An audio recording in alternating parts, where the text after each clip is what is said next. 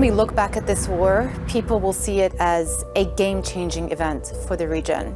There hasn't really been a precedent ever in history where the response out of Iran has involved as many countries as we're seeing today. We'll never be threatened by a nuclear-armed Iran. There are multiple political risks for Trump. It's arguably the most definitive decision and move that he has made since coming into office for the second time.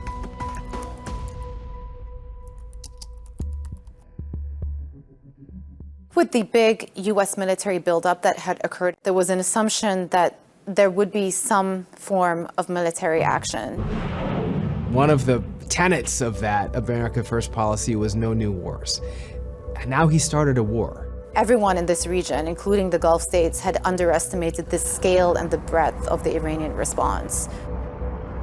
The president campaigned as a candidate in 2024 as someone who upheld the America First policy. And it's important to note that he's started this war in the middle of what is an election year. I think one of the biggest fears is the unintended consequences of pursuing a war without a clear objective.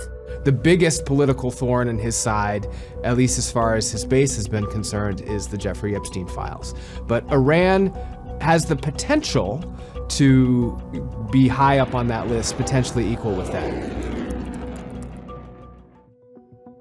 The president was supposed to be, according to his advisors, spending the next several months doing a multi-state domestic tour talking about his economic record.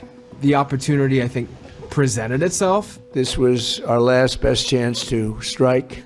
The president decided that this was the window to do it and made very clear that he wanted to see what he called regime change. We're finding ourselves in, if not the worst case, very close to one of the worst case scenarios that these Gulf states had been actively trying to avoid. It came at a time when the economy in Iran was weak. There have been protests, which of course the Iranian government had worked to tap down. Iran may be creating its own political risks by responding to the US and Israeli attacks by attacking its own neighbors. The assumption in prior episodes, whenever Iran had been attacked or come under attack, was that it would direct its response at Israel or very targeted US assets in the region. Gulf states won't have an endless appetite for this war to continue as the costs continue to mount.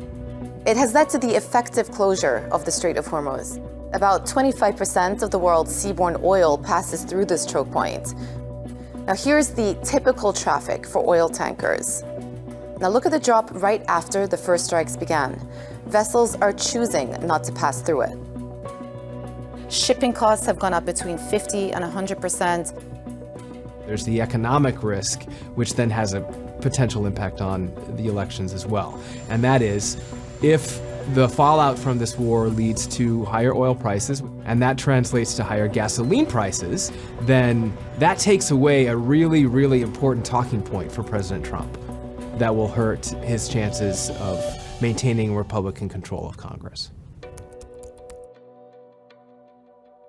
So far, you've seen pretty robust support from Republicans. If this war has broader economic implications, then you might begin to see Republicans who are eager to be reelected distancing themselves from this president.